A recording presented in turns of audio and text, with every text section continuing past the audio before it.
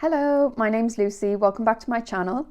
I share videos on the topic of mind-body approaches that can be used to help long COVID, chronic fatigue syndrome, and other mind-body conditions. And today's video, I want to focus on doubt. I'm not a medical professional, so this isn't medical or mental health advice. I'm just sharing things based on my own experience and my own reading and learning about mind-body approaches.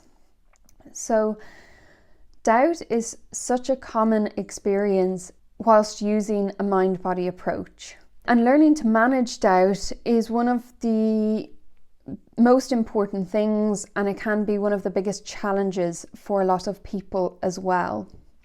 And doubt can come in many forms. So doubt can come in the form of questioning whether a mind-body approach could help your condition. So you might be thinking, actually, my condition is really physical. And those questions are important because maybe you do have a condition that's physical and that's not a mind-body condition. And ruling out any physical underlying causes for health conditions is really important. So getting relevant tests done and seeing the right doctors is an important part of understanding and trusting whether this is relevant to you or not. Another potential doubt could be that you believe that some of your symptoms are mind-body symptoms, but with other symptoms, it's hard to buy in.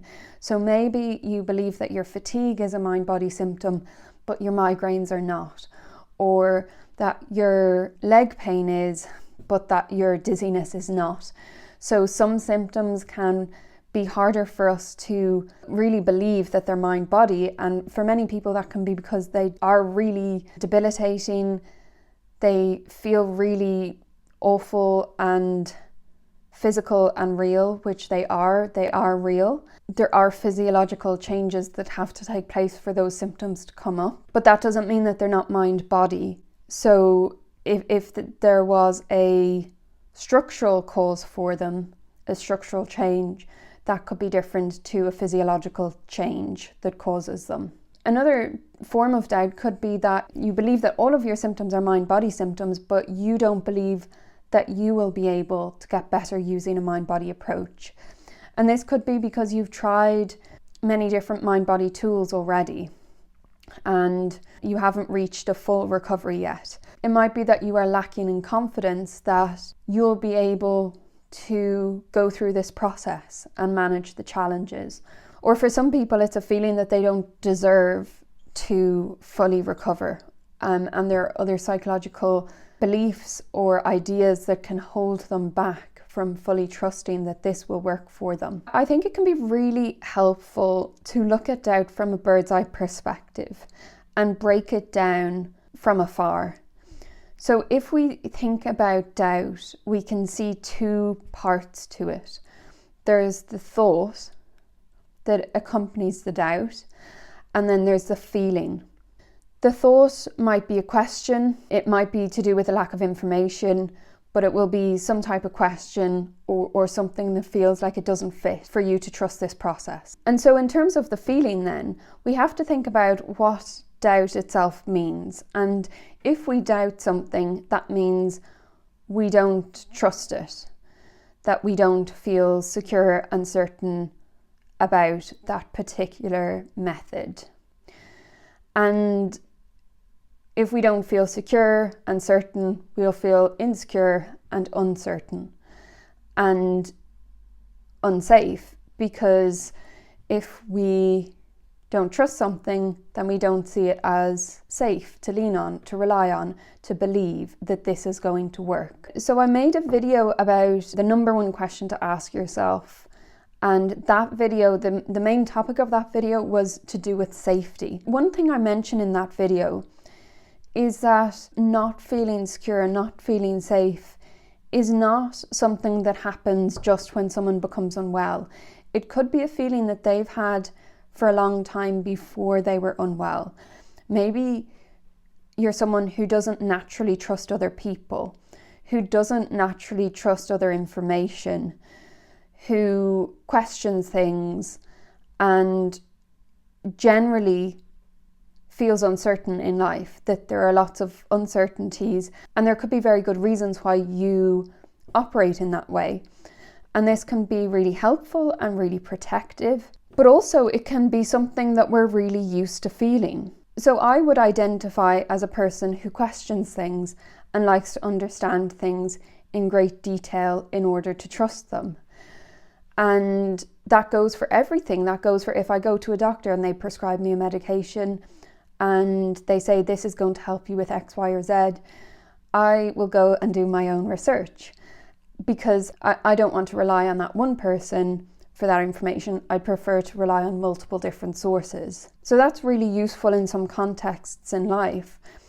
But also it's helpful to think about if our feelings are associated with doubt are linked to feelings that we generally have had over a longer period of time, because then it can be helpful to explore what's underlying that. What would it mean to be trusting of this process?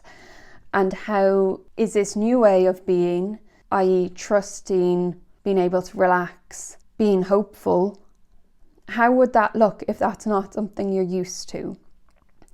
So in terms of managing doubt, I think we can look at it from these two perspectives. The thoughts that we have related to doubt are really important as well, and it's really important to address those thoughts. But also be really specific about what those thoughts are. So if we have doubts on a regular basis and every thought that we have that we're doubting this process we believe to be true, then we're not really assessing whether that is a thought that is based on evidence or that corresponds with other experiences that we've had, or whether that thought is associated with other inconsistencies. So one thing that could be really helpful is to write down all of your thoughts around doubt. So for example, it could be, I don't understand why I get symptoms after activity. Maybe that's a doubt because you feel that activity is causing the symptoms. And so be really specific and be really clear when you write down your doubts. What is your doubt exactly? And then come up with a plan of who you're going to ask or where you're going to find this information. So what information do you need for that doubt to go? Maybe in order to relieve some of those doubts, you need to see a doctor and get certain tests done, or you need to see a doctor that specialises in psychophysiologic disorders, which is another term for mind-body conditions. Unfortunately, there's not many doctors like that around, especially outside of the States. But thinking about what information you need, where you can find that information, who you can ask, could be a really nice way to take action on some of these doubts that you're having, especially if these are the same types of doubts coming up again and again. There are a lot of books out there on mind-body conditions. I will put the name of a few books in the description below as well, so that if you feel that your doubt is based on not having enough information, you can read more information and find more information that might help, because information is really important in filling gaps and in reassuring us that this does make sense, that there is some evidence around this and that it does apply to us. So then the second aspect of doubt, the feeling of being insecure, unsafe and untrusting, that might be a different area to look at, and that might be fueling thoughts about doubt. If you feel uncertain and doubtful and unsafe in trusting something, you're more likely to have thoughts that confirm those feelings. And also, if this is a feeling that you regularly have, or if you identify as being someone who does struggle to trust other people or does struggle to put your trust into something, then taking time to reflect on that could help. So asking yourself questions like, what would it be like for me to trust and rely on this approach, or trust and rely on the author of this book for the information they're giving? Where do the feelings related to lack of safety, uncertainty, and lack of trust come from? Even just recognizing that could be important without going into analyzing it. You could think about what things do make you feel safe, more trusting, and more secure in your environment and in your body. For instance, breathing exercises or meditations can help us feel more grounded and feel more present in the moment. Breaking things down into moment-to-moment awareness can help as well. You know, that you can trust that you are safe right now in this moment with a roof over your head, or being able to listen to the trees or the birds or whatever is around you, that everything is okay right now, and that you can trust that your body is okay right now despite some uncomfortable symptoms. When I came across the mind-body approach, instilling a sense of safety and reassuring myself was a very new practice for me. I wasn't used to saying to myself, it's okay, I am safe, I'm not in danger. That was really new to me. I hadn't done that before. And even before I got unwell, I think I generally went through life probably a bit on edge and anxious. When we acknowledge doubt, we can address it appropriately. We can start to see what's happening. So I think this bird's eye perspective can be a really good one. If you are doing various different mind-body exercises like reflecting on emotions and journaling and breathing exercises and nervous system regulation, and there's something still in the way of making a full recovery, or you feel as though you're not making enough progress, it could be helpful to reflect on how much doubt you have. Sometimes we can trust in the approach, but we're not fully trusting in the approach. And I've said before, anyone, even if you doubt this approach, you can try it and you can build up evidence as you go. But as well as building up evidence, managing the doubt and managing the fear that come along throughout the process are really key aspects. And it can be interesting how even some people who really, really believe in this approach, some of their behaviours or thoughts might actually reflect that they do have doubts. For instance, you're not taking action to increase your activity. It might be that now is not a good time to do that, and that's a personal decision for everyone.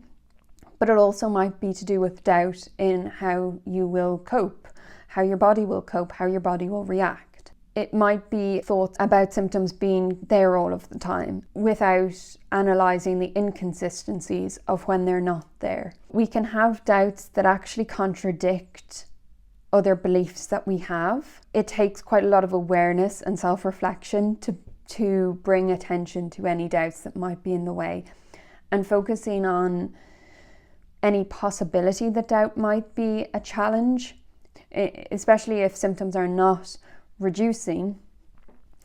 It's worth putting some time into this and reflecting on it. If you resonated with anything in this video, leave a comment below and let me know what it is that you notice you have doubts about with regard to using a mind-body approach or believing a mind-body approach will help you. If you found this video helpful, please like and subscribe. If you'd like to join my Facebook group or follow me on Instagram, the links are in the description below. If you are struggling with managing doubt and you feel like you benefit from support, I offer coaching. There's a link to my website and booking a call with me in the description below. Thanks for watching, and I will see you in the next video.